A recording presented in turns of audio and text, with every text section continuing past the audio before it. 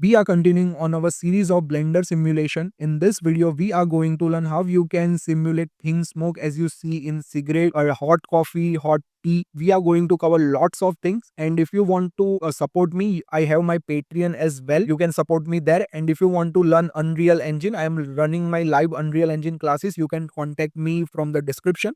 So now without any delay, let's jump into Blender. I have opened the Blender scene here and I have imported the cup and I have created a plane and a camera. I have basically set my camera resolution for Instagram. So you can say it's a vertical size here. And now what I'm going to do, I am going to create what we say domain. But you need to make sure that you have the camera lock-in first because you need to do it in order to know how your smoke is going to work and how much it is going to go up. So let's say if my smoke is going till here only, I don't need to worry if it is going to end after that because it is not going to be visible in my camera. So you need to do this or else what it will happen, you need to create big boxes, big domains. So it will be a really what we say a task for you to simulate and render. So let's start now. So I have just set this camera here. Now let's start with our domain first. So let's just press Shift A. Let's just create a cube for our domain. And now I'm going to switch this mode to my wireframe so I can see how this cube is exactly looking. So what I want two things. First is my domain and second is my particle object. So basically I am going to create a cylinder which is going to act as a emitter, and from that it is going to emit smoke. So I'm going to keep it inside here. So for that, in order to do that, we need to first set up the domain. So let's just do that. So I'm just going to take it around here. Okay, and I'm going to resize it because we don't need this much big domain for this scene. So that's the reason we have set up the camera. So we exactly know how much big our domain should be. And if the domain is accurate and small, you are going to simulate it really fast. So let's just scale it down here, something like this. And let's just scale it down here as well. Okay. So let's just do something like this here. And what I'm going to do, I am going to just make sure that it is not this much big. So let's just press the tab key and go to edit mode. Let's just select the polygon here and let's just move it downwards. So let's just do something like this here. Okay, so let's just move downwards here. Okay, you can see here is our camera. So let's just take it around this. So now you can see our domain is really small. Let's just go out of our edit view. And now you can see this is looking nice. And I'm going to do it from here as well. Okay, yeah, this is a good domain for a starting point. And let's just do something like this as well. Yep. Okay, now what we need to do, we need to convert this box into a domain. But before doing that, let's just rename this cube to domain so we can work accurately here. And now I'm going to add it to my new collection here. So let's just press the M key by selecting the domain and let's just add a new collection and let's just name it to simulation. And let's just create it here. And now what I'm going to do, I'm going to convert this to fluid. So let's just go to our physics tab here and we are going to click on fluid and let's just do it a domain here. So now you can see we have our domain ready. And now what we want a object which will emit the smoke. So let's just create a cylinder for that. So I want like a circle shape. So I'm going to take a cylinder. So let's just press Shift A and let's just go to mesh and let's just create a cylinder here. Okay, I'm going to just take it upwards here and I'm going to scale it from here, something like this. Okay, yep, something like this. Yeah, this is looking nice. And let's just scale it downward a bit. Okay, we need to make sure that it's not in minus. So yeah, this is good. And let's just move this downwards here, something like this. Now don't worry about the scale. We are going to go to our top view by pressing the 7 key and let's just resize it something like this. And now you can see it's looking really good. So yeah, this is going to be our emitter which is going to emit the smoke. So let's just name it to flow and I'm going to add it to our simulation part as well. And now if you see here, it is basically in the line of this. So I'm going to just take this a bit downward. So let's just select our domain. Let's just press the tab key to go into edit mode. And I'm going to take it a tad bit down, something like this. Yeah, this is looking nice. So let's press the tab key again. And now what I'm going to do, I'm going to select this again, go to fluid. And now what we are going to do, we are going to convert it to flow and we want it to flow from inward. So we are going to do a flow behavior to inflow.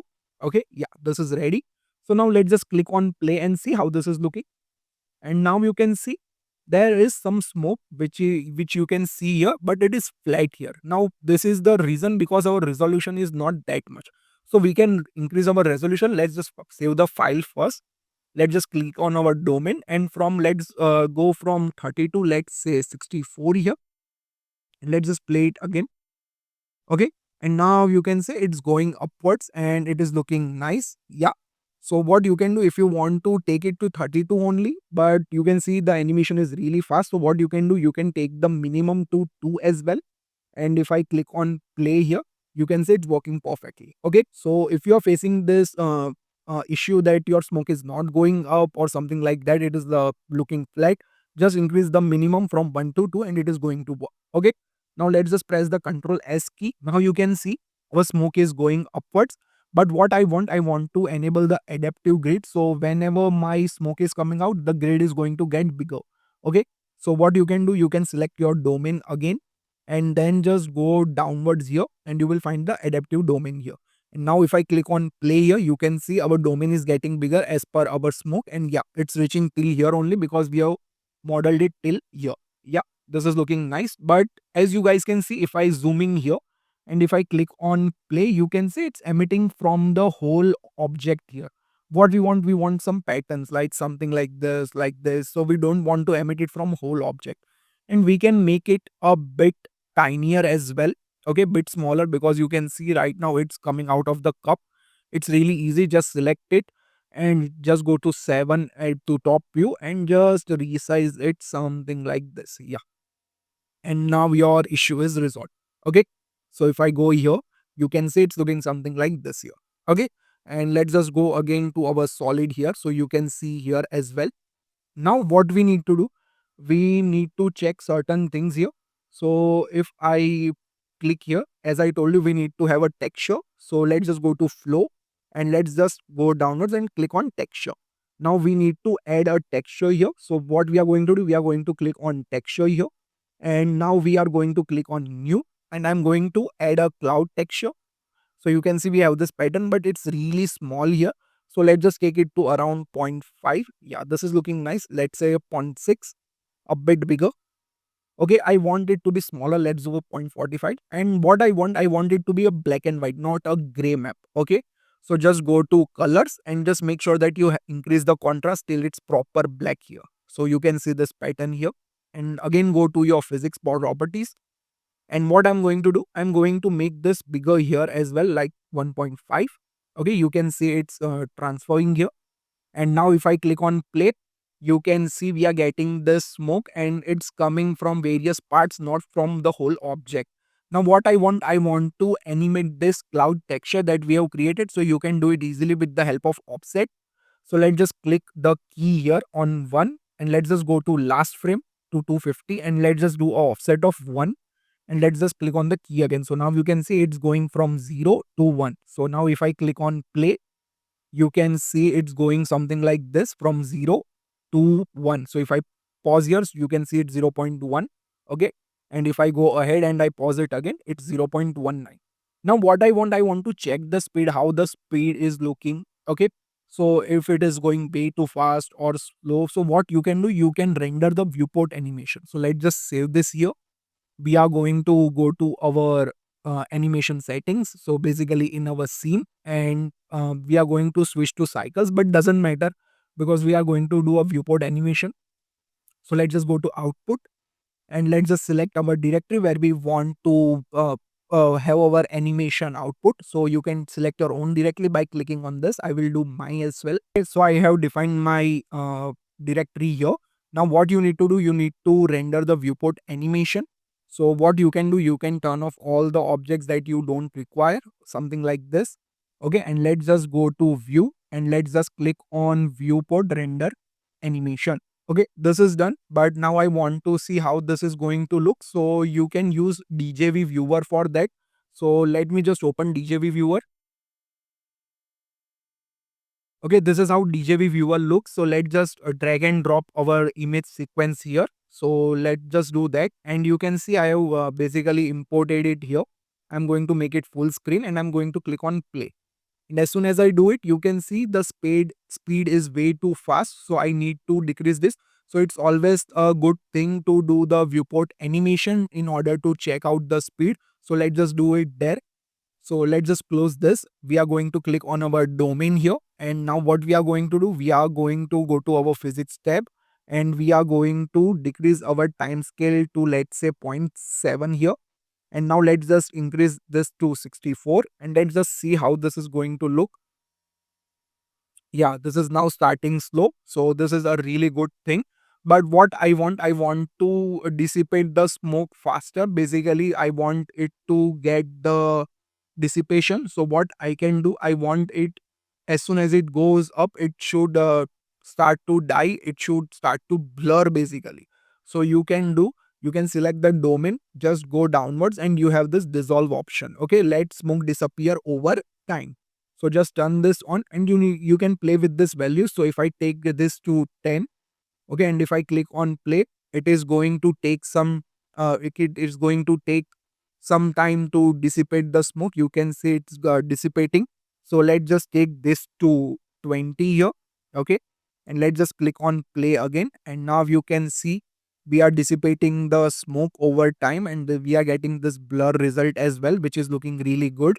Okay, yeah, let's just take this backward. And what I can do now, I can also add some turbulence as well. So let's just press the shift A key. Let's just go to our force field and let's just add a turbulence here. So let's just add this turbulence. Let's just move it here, somewhere around here.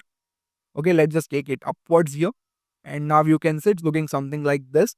And right now the strength is way too much. How I know? Because I've experimented with the strength as well. So now you can see it's going this side. Okay, yeah, this is looking good, but not that good because it is going on one side only. So what you can do, you can play with the strength here. So let's just do 0.25 maybe. Yeah, and now we are going to click on play again, and now you can see we are getting some really good result here. Okay, now what you can do, you can play with the turbulence. You can see we are getting this really nice details here. And now what you can do, you can also play with the domain settings as well. So if I go downwards here, okay, I can see here buoyancy density is 1, heat is 1. Okay, we can add some vorticity as well. So if I do zero point 0.2 and if I click on play again, you are going to see we have some vorticity as well. So you can see we have some turning effect and this is looking nice. You can see the details that are coming out. Okay, and the main portion is also about shading, which we are going to cover in the next video. We are going to shade it and light it and render it out, but you can see the result. This is looking nice. And what you can do, you can add the noise as well. Okay, so if I click on noise, you can see we are getting this noise and you can make the noise as well. But right now you can see we are getting this result. I'm not liking it that much. Okay, so you can turn it off or on depending on the result that you are going for. Okay, this is not looking that good. But what you can do, you can play with the strength as well. So if I do 0.2 and if I click on play again, okay, I think I will ignore this noise because noise is not looking that great. Okay, so yeah, this is done. This was looking nice. You can play with the vorticity as well. Let's do 0.3. So it's all about playing and getting what you want actually as per your reference, as per what you need. Okay, yeah, I am thinking this is looking nice. So I'm going to stick with this thing here. I'm going to save it here. And now what I'm going to do, I'm going to cache this out. So I'm going to again select my folder where I want my cache. So let me just do it quickly. So I have selected my folder here. I want it from 1 to 250. Okay. You can do it to 120 as well. I think I'm going to go till 120 only. 5 seconds is more than enough. So let's just do 140. Okay. So I'm going to do 140 here as well in my timeline as well. So I'm going to end it to 140. Okay. And now what I want to cache it. So I'm going to switch it to modular here. Okay. And now I'm going to increase the subdivision resolution as well. So I'm going to go up to 160 here or 164. Okay. And then I'm going to bake my data. Okay. Once the data is baked, I'm going to do my viewport animation again. and then I'm going to do the shading part if I'm liking my simulation result, or else I can tweak the settings again and get my result according to my requirement. Let me know in the comments guys if you are liking this videos or not, or you want to learn something else. Just comment down and I can know that you guys are really enjoying this or not. If you guys like this video, please press that like button, share it with your friends who wants to learn Blender simulation, and I will see you next time. Till then, take care. Bye bye guys.